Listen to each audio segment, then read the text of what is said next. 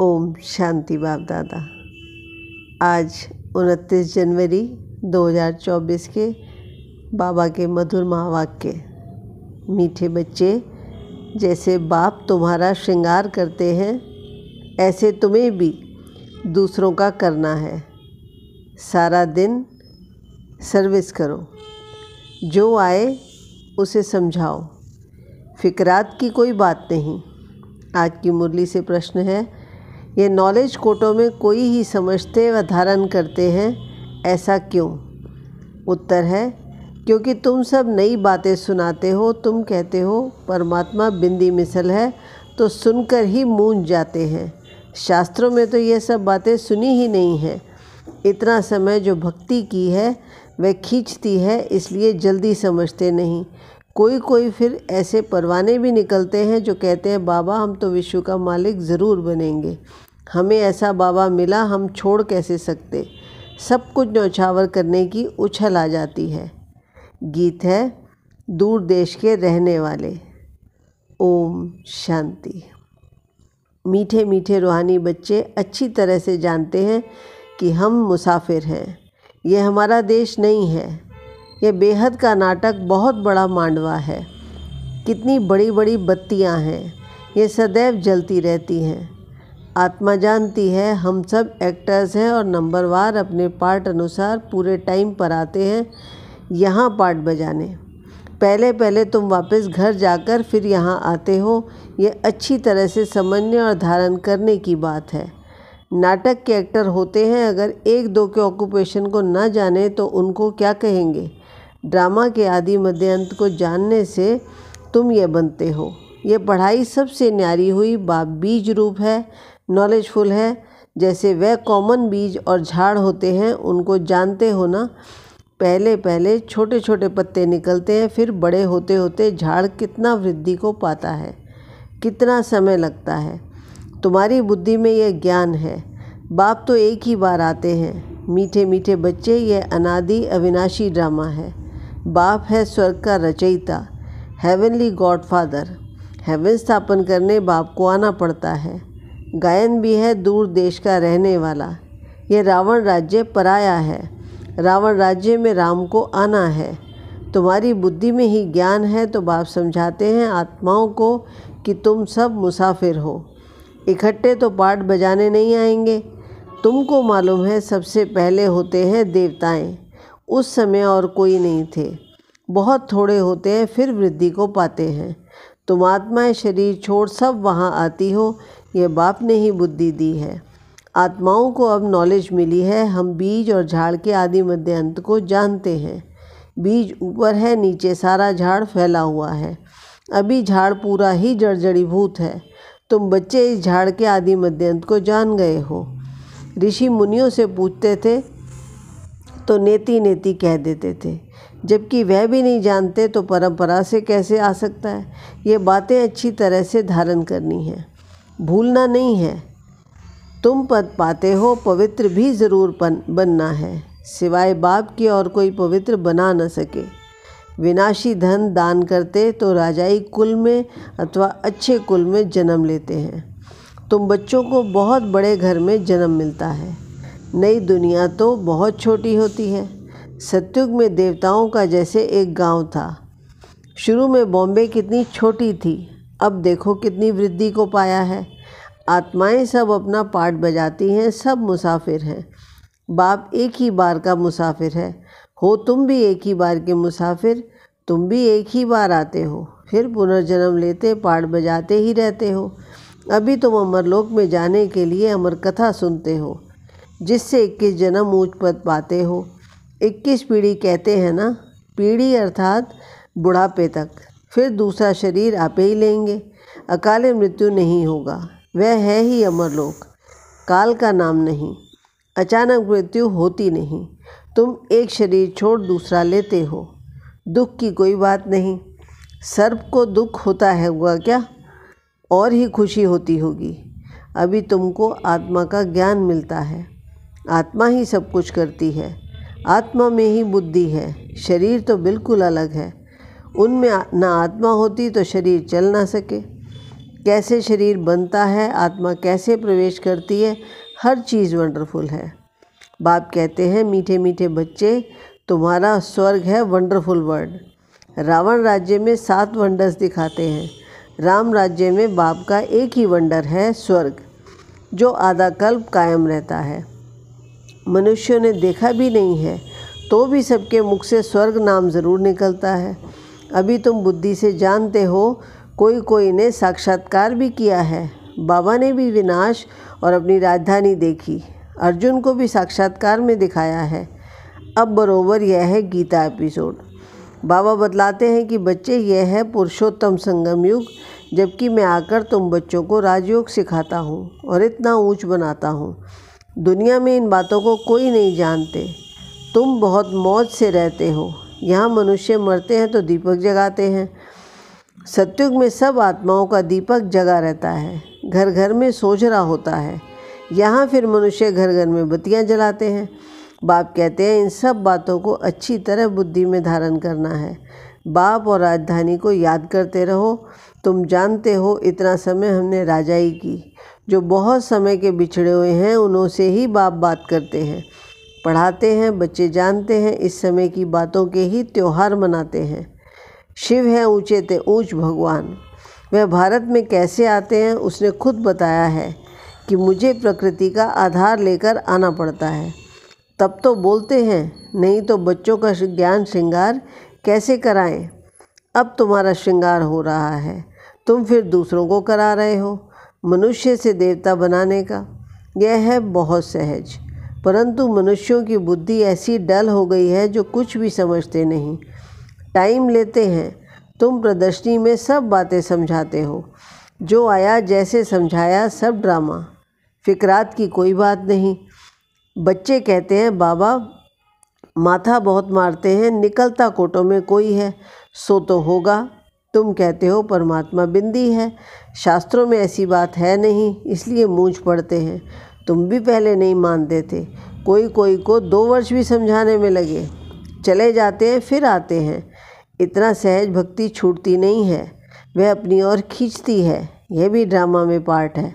सिवाय तुम ब्राह्मणों के और कोई नहीं जानते। विराट रूप का भी अर्थ समझा है। यह है तुम्हारी बाजोली। तुम चक्र लगाते हो, इनको विराट नाटक कहा जाता है। इनका भी तुमको ज्ञान है। उन कॉलेजों में तो क्या क्या पढ़ते रहते हैं, यहाँ वह बात नहीं। साइंस वृद्धि को पाती रहती है, उनसे विनाश होना है। अभी भल तुम समझाएंगे, परंतु विरला कोई मिलेगा जो कहेगा यह तो बहुत अच्छी बात है, यह तो रोज़ समझाना चाहिए, कितना भी काम हो। परंतु कहेंगे, हमको तो बाबा से वर्षा जरूर लेना है। यह तो अथाह अनगिनत कमाई है। बाबा कहते हैं, बच्चे मेरी बुद्धि में सारे झाड़ की नॉलेज है, सो अभी तुम भी समझ रहे हो। बाप जो समझाते हैं वह बहुत एक्यूरेट है, 1 सेकंड ना मिले दूसरे से। कितनी महीनता है। तुमने कितने चक्कर लगाए, ये ड्रामा जूं मिसल चलता है। एक ही चक्र को 5000 वर्ष लगते हैं, उसमें सारा खेल चलता है। उनको ही जानना है। जैसा आपका पद वैसा फर्नीचर, वैसा मकान भपका होता है। खुशी भी आत्मा को ही होती है। हमारी आत्मा तृप्त हुई। कहेंगे, तुम्हारी आत्मा तृप्त हुई? हाँ बाबा, तृप्त हुई। तो यह सब खेल चलता आया है। बाप जो समझाते हैं, यह भी ड्रामा का खेल है। अब बाप तुमको रेजुविनेट करते हैं। तुम्हारी काया कल्प वृक्ष समान बन जाती है। नाम ही है अमरलोक। आत्मा भी अमर है, काल खा न सके। बाबा तुम्हारी आत्माओं से बात करते हैं। अकाल आत्मा जो इस तख्त पर बैठी है, उनसे बात करते हैं। आत्मा इन कानों से सुनती है। हम आत्माओं को ही बाप पढ़ाने आए हैं। बाप की दृष्टि हमेशा आत्माओं पर रहती है। तुमको भी बाप समझाते हैं, हमेशा भाई भाई की दृष्टि रखो। भाई से हम बात करते हैं, फिर क्रिमिनल दृष्टि न जाए। यह प्रैक्टिस बहुत अच्छी चाहिए। हम आत्मा हैं, हमने इतने जन्म ले पाठ बजाया है। हम पुण्य आत्मा थे, हम ही पवित्र आत्मा बने हैं। सोने में ही खाद पड़ती है। जो आत्माएं पिछाड़ी को आएंगी, उनको क्या कहेंगे? कुछ % सोने का होगा। भल पवित्र होकर जाते हैं, परंतु पावर तो कम है ना। एक दो जन्म करके लिया, इससे क्या हुआ। बाबा जो मुरली चलाते हैं वह है खजाना। जब तक बाप दे तब तक तुम बाप को याद करते रहो। याद से ही तुम एवर हेल्दी बनते हो। चुप होकर बैठने से भी बहुत फ़ायदा है। मन मना भव, इसका अर्थ भी कोई नहीं जानते। बाप ही हर बात का अर्थ समझाते हैं। यहाँ तो है अनर्थ। सबसे बड़ा अनर्थ है एक दो पर काम कटारी चलाना, जिससे आदि मध्य अंत दुख पाते हैं। सबसे छीछी हिंसा यह है, इसलिए इनको नर्क कहा जाता है। स्वर्ग और नर्क का भी कोई अर्थ नहीं समझते। वह है नंबर 1, नर्क है नंबर लास्ट। तुम जानते हो हम इस विश्व नाटक के एक्टर्स हैं। तुम नेति नेति नहीं कहेंगे। तुम श्रीमत से कितने अच्छे चित्र बनाते हो जो मनुष्य देखते ही खुश हो जाएं और सहज ही समझ जाएं। यह चित्र बनाना भी ड्रामा में नूंद है। पिछाड़ी को तुम याद में ही रहेंगे। सृष्टि चक्र भी बुद्धि में आ जाएगा। नई दुनिया कौन बनाता और पुरानी दुनिया कौन बनाते हैं, ये सब तुम ही जानते हो। सतो रजो तमो में सबको आना ही है। अभी है कलयुग। यह किसको पता नहीं कि बाप आकर हमको स्वर्ग का मालिक बनाएंगे। किसके ख्याल में भी नहीं आता। तुमको तो सारी सृष्टि के आदि मध्यांत की नॉलेज है। रचयिता बाप इसमें बैठ समझाते हैं कि मैं तुम आत्माओं का बाप हूँ, बेहद का टीचर हूँ। यह संगम युग है, पुरुषोत्तम युग। सतयुग और कलयुग को पुरुषोत्तम नहीं कहेंगे। संगम पर ही तुम पुरुषोत्तम बनते हो। जब बाप आकर राजयोग सिखलाते हैं, दिन प्रतिदिन तुम बच्चों को समझाने में बहुत सहज होगा। झाड़ वृद्धि को पाता रहेगा। क्षमा पर बहुत परवाने आते हैं, फिदा होने। ऐसे बाप को कौन छोड़ेगा। कहेगा बाबा बस हम तो आपके पास ही बैठे रहें, ये सब कुछ आपका है। ऐसे ऊंच बाप को हम छोड़ें क्यों। जोश बहुतों में आता है हम छोड़कर क्यों जाएं। यहाँ तो हम स्वर्ग में बैठे हैं। यहाँ कोई काल भी नहीं आ सकता। उछल तो आएगी, परंतु ड्रामा में ऐसा नहीं है जो सब यहाँ बैठ जाएं। जोश आता है क्योंकि जानते हैं ये सब कुछ खत्म होने वाला है। जिनका पार्ट है वे सुनते रहते हैं। बाप कहते हैं तुम LLB ICS पढ़ते हो, इनसे क्या मिलेगा।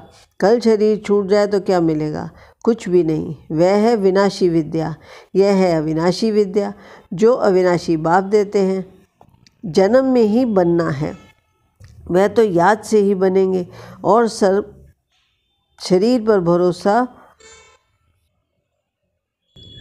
शिव बाबा का भंडारा सदैव भरपूर है। इतने सब बच्चे पलते रहते हैं, फिक्र की कोई बात नहीं, भूख मर नहीं सकते। लौकिक बाप भी देखते हैं बच्चों को खाना नहीं मिलता है तो खुद भी नहीं खाते। बच्चों का दुख बाप सहन नहीं कर सकते। पहले बच्चे पीछे बाप। माँ सबसे पीछे खाती है, रूखा सूखा बचता है वह खा लेती है। हमारी भंडारी भी ऐसी है।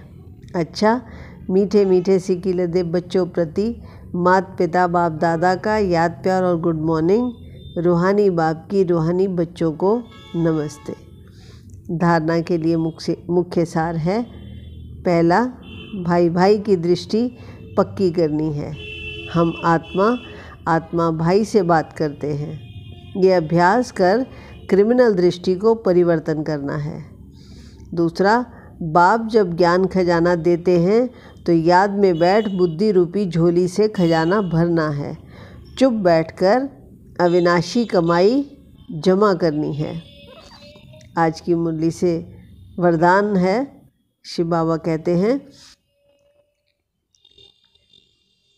आत्मिक मुस्कुराहट द्वारा चेहरे से प्रसन्नता की झलक दिखाने वाले विशेष आत्मा भव। ब्राह्मण जीवन की विशेषता है प्रसन्नता। प्रसन्नता अर्थात आत्मिक मुस्कुराहट। ज़ोर ज़ोर से हंसना नहीं, लेकिन मुस्कुराना। चाहे कोई गाली भी दे रहे हो तो भी आपके चेहरे पर दुख की लहर नहीं आए। सदा प्रसन्नचित्त। यह नहीं सोचो कि उसने 1 घंटा बोला, मैंने तो सिर्फ 1 सेकंड बोला। सेकंड भी बोला या सोचा, शक्ल पर अप्रसन्नता आई तो फेल हो जाएंगे। 1 घंटा सहन किया, फिर गुब्बारे से गैस निकल गई। श्रेष्ठ जीवन के लिए बाबा कहते हैं, श्रेष्ठ जीवन के लक्ष्य वाली विशेष आत्मा ऐसे गैस के गुब्बारे नहीं बनती। आज की मुरली से स्लोगन है, शीतल काया वाले योगी स्वयं शीतल बन दूसरों को शीतल दृष्टि से निहाल करते हैं। अव्यक्ति साइलेंस द्वारा डबल लाइट फरिश्ता स्थिति का अनुभव करो। जैसे साइंस वाले रेत में भी अनाज पैदा कर देते हैं, ऐसे आप साइलेंस द्वारा धरनी का परिवर्तन करो।